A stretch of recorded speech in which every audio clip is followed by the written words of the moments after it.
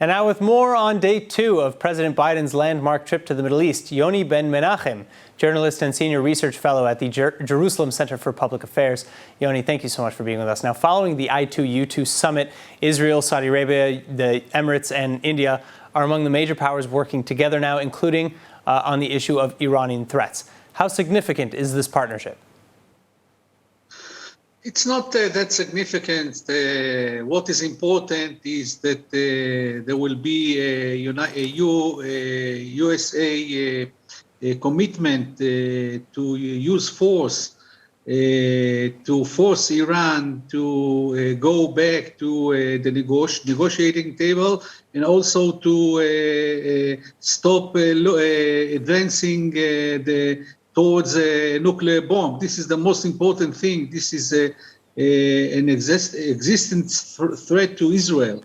And so far, what I see is that the differences between the Israeli position and the American position remain, and Prime Minister Lapid failed to convince President Biden to accept the Israeli approach. So we are in some sort of a deadlock.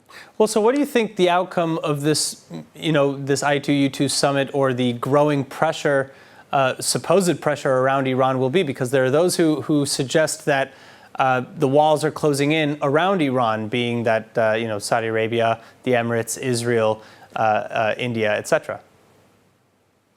India will not use force against Iran. Saudi Arabia will not use force against Iran. They are too weak.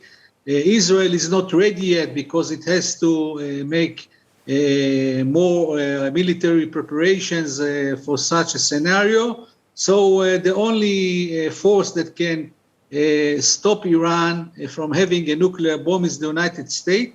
And President Biden, he believes in the diplomatic approach, and he doesn't want to adopt the military option, so we are stuck. Well, that being said, Biden in the interview with Israeli media on Channel 12, he said that as a last resort, if it came to it, the United States would consider using force against Iran. Of course, maybe you can go into what you think that actually means and what would actually constitute a failure.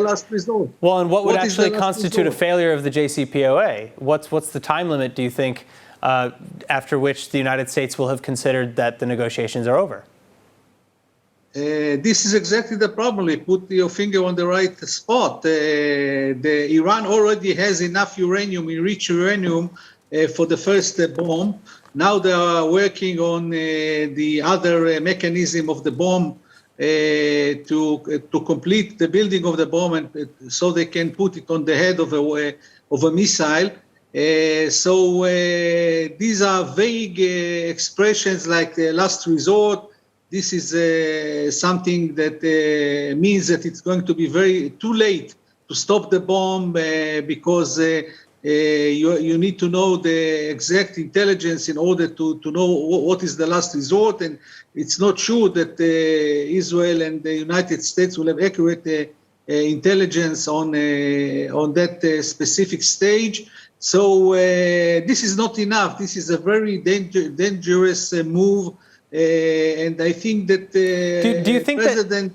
well, I'm sorry to interrupt, but do you think that Iran is maybe calling the United States' bluff? Do you think that Iran sees the United States, or even more specifically the Biden administration, as weak following events in the Russian invasion of Ukraine, the pullout of Afghanistan, etc.? Exactly. And also Biden is using word laundry. He's laundering the words. Last resort, vague expressions. He doesn't want to commit the United States and himself for the military option, so he's using these vague expressions, trying to put hope in the Israeli mind that he will go to war with Iran to stop the nuclear bomb. It will not happen because he doesn't believe in it, and we all know that he doesn't believe in it. So why say these things? Well, what is he trying to do? Well, if we go back to considering the potential success for a JCPOA, Biden said that he won't take, for example, the IRGC off of the terror listing, even if it meant that the JCPOA falls through. Do you think that Iran will back down from that as a precondition for signing a deal? No. The Iranians, they know that the So United then is this States, a non-starter? Is the JCPOA doomed? So far, we don't see anything happening. So everything is stuck. As you know, the negotiations are stuck. But the danger is not the Revolutionary Guards, the Quds Force. These are not the problem.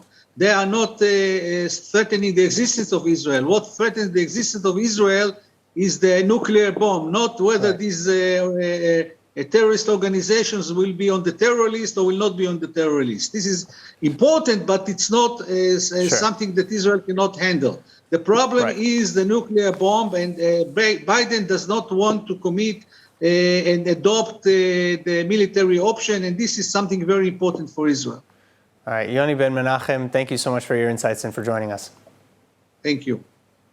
Hi everyone, it's Emmanuel Kadosh. I wanted to invite you all to subscribe to ILTV Plus, where you can find our daily news and updates about Israel.